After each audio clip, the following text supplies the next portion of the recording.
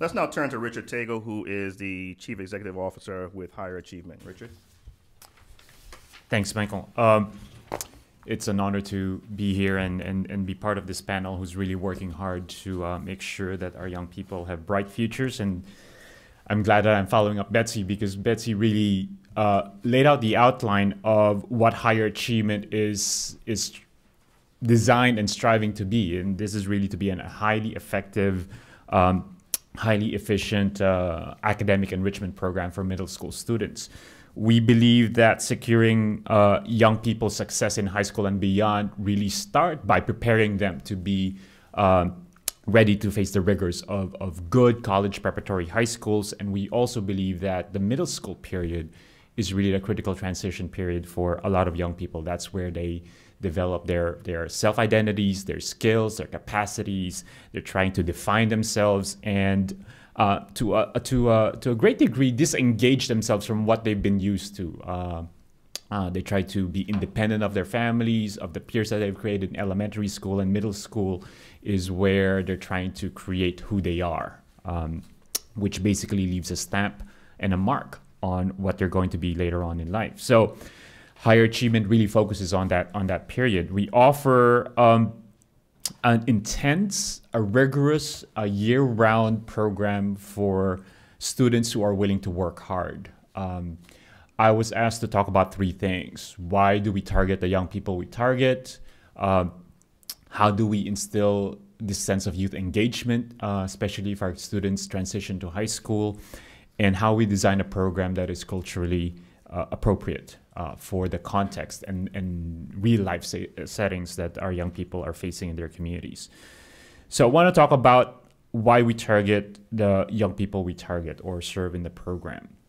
A lot of people ask me, well, if you're asking for students who are willing to work hard, then you basically have a self-filtering process that gets you the smartest, because usually the hardest working are the smartest, which is not true. Actually, every year we recruit rising fifth and sixth graders in their elementary schools, and 1/3 of entering students in the program in higher achievement are performing at below basic, F averages.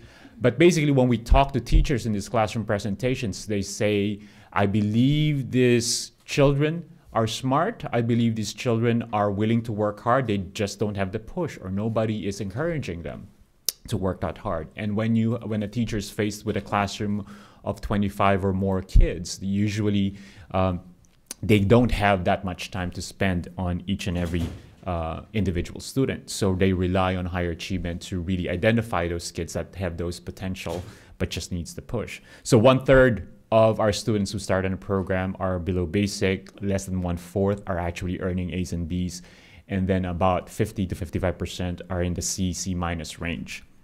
At the end of 4 years, because we require them to be in the program year-round, 6 weeks in the summer, 25 weeks in the after-school, during the school year from October to May. After 4 years, our average GPA of 8th graders is basically 3.8. So when you look at a starting point, they start at an average of 2.0, 2.3, and the average last spring of our 8th grade graduates was about 3.5.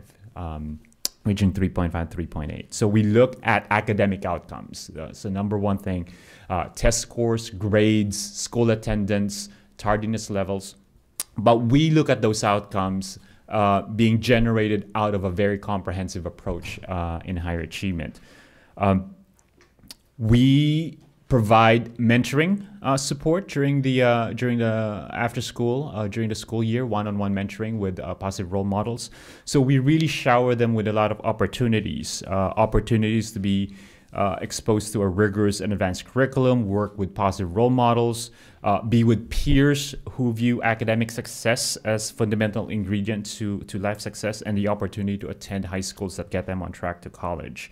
We're actually conducting, Betsy says there are very few studies that are looking at a comparison with a control group. We're actually doing a randomized study that started in 2006, comparing higher achievement students and comparable students who were eligible to be in the program, but basically, unfortunately, we had to put in a control group, and tracking their performance over the next 5 years. So The final report is going to be out spring of 2011.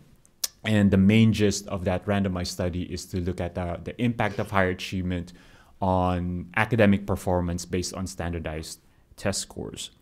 So we're really looking forward to that. This notion of youth engagement among older youth, we found that is a myth. After being exposed to the rigors and culture of our program, we find that higher achievement scholars who move on to high school really thirst for that kind of connection and engagement. They come back to our program, for example, as volunteer mentors. They work as summer interns. Last summer, we had at the Higher Achievement National Office in downtown, we had 4 slots for summer interns. 14 applied, 14 alumni applied. And at our centers here in DC, in Baltimore and Alexandria, there were also about 28 of our alumni who worked as summer interns. We also track, after 8th grade, after they graduate from the program, we also track how they're doing in high school. And some of them are now entering college this fall. We also track their performance. We have a database that basically looks at their longitudinal academic performance through high school and their first year in college. I'm glad to say that we haven't had a dropout. No higher achievement scholars dropped out of high school. 97% of the students that we placed in a college preparatory high school are still in the schools that we placed them at. And the 3% that are not basically had to move out of the city but have moved on to another high school. And 95% of those who graduated from high school are now attending college. And so we're trying to keep track of how we are helping them set on that path beginning in middle school. I want to talk about the curriculum because this is also something that sets us apart from other programs. We designed our own curriculum and align it with state academic standards and correlate it with school district skills checklist for every grade level beginning at 5th grade all the way through 8. We also infuse the curriculum with social justice elements. So each lesson in literature, math, social studies, science, technology are laid out in a way where scholars not only gain academic skills and understanding, but they also learn how to apply the lessons that they've learned in real life situations. So for example, if you are mentoring, if you're a math mentor in 7th grade math, you basically teach our students algebraic equations, but in a way that they know how to apply those algebraic equations to assess the impact of HIV/AIDS in Africa.